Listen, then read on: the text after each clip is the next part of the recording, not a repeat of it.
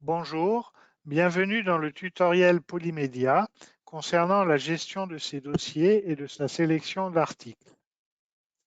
L'outil de veille Polymédia propose des fonctionnalités permettant de conserver et de traiter de façon temporaire ou sur un plus long terme un ensemble d'articles provenant de l'outil. Il existe dans votre espace personnel deux zones dans lesquelles vous pouvez stocker les articles qui vous intéressent. Nous verrons que les possibilités offertes par ces deux zones sont assez similaires, bien que leur interface ainsi que la persistance de stockage qu'elle offre soient différentes.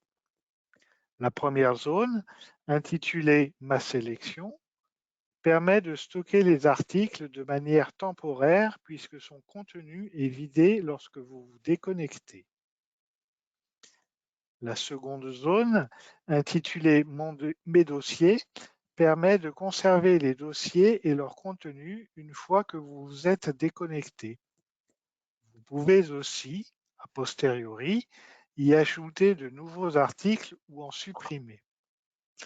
L'ajout d'articles dans les zones Ma sélection ou Mes dossiers peut s'effectuer soit depuis un article, soit depuis une liste de résultats de recherche.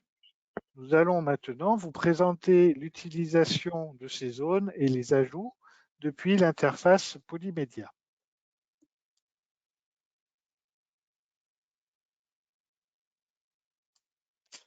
Afin de vous montrer l'ajout d'un article à une de ces zones, imaginons que lors de la visualisation d'un article, vous souhaitiez l'ajouter à un dossier déjà existant. Par exemple, dans le cas présent, le dossier intitulé Réglementation microplastique. Pour cela, il vous sera nécessaire de cliquer sur le bouton Ajouter à un dossier présent sur la droite de votre écran, puis de sélectionner le dossier de destination dans la liste disponible dans la fenêtre qui s'affiche alors. Si l'on souhaite créer un nouveau dossier au moment de l'ajout de l'article, il sera nécessaire de renseigner son nom dans le second champ de la fenêtre qui apparaît lors d'un clic sur le bouton Ajouter à un dossier. Le dossier sera alors créé et l'article y sera ajouté. Nous pouvons aussi choisir d'ajouter l'article à notre sélection en utilisant le bouton Sélectionner. Pour rappel, la sélection qui serait alors faite sera perdue lors de votre déconnexion. Il est aussi possible d'alimenter les dossiers ou la sélection depuis une liste de résultats de recherche. Imaginons par exemple que vous soyez intéressé par les emballages biosourcés. Vous pourriez effectuer une recherche dans la base avec les deux tags emballage et matériaux biosourcés tout en vous assurant que l'opérateur et est utilisé entre ces derniers.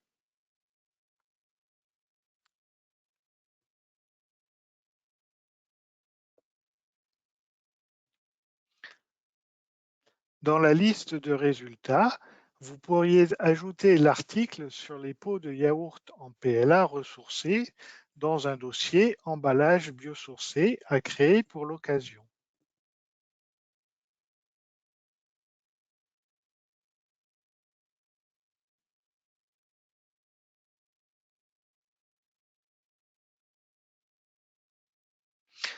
Une fois l'ajout d'un premier article dans un nouveau dossier effectué, celui-ci peut être complété avec d'autres articles puisqu'il apparaît dans la liste des dossiers auxquels on peut ajouter des articles.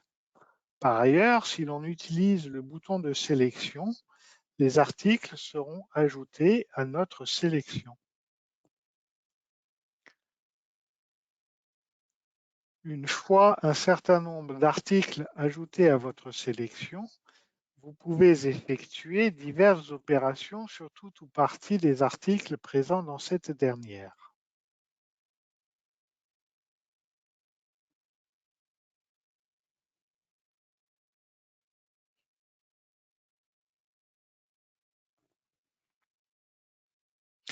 Il est important de noter que le ou les articles concernés par l'action doivent être sélectionnés pour que celle-ci puisse être effectuée.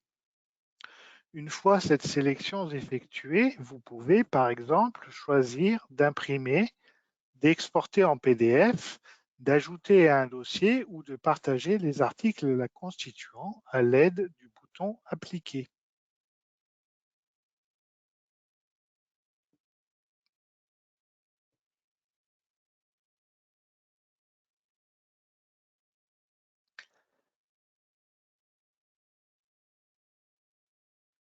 Ces fonctionnalités sont aussi disponibles pour les articles contenus dans les dossiers.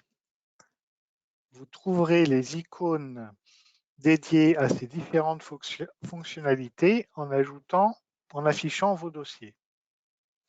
Il est à noter que, depuis les dossiers, l'étape de sélection préalable des notices n'est pas nécessaire puisque les actions s'appliquent à l'ensemble des articles présents dans les dossiers.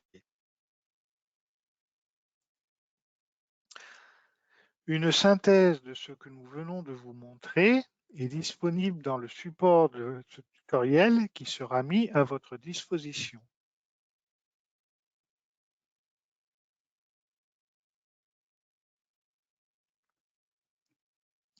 Nous vous remercions d'avoir suivi cette présentation des fonctionnalités les plus importantes de traitement ou de conservation d'articles présentes dans l'outil de veille Polymédia.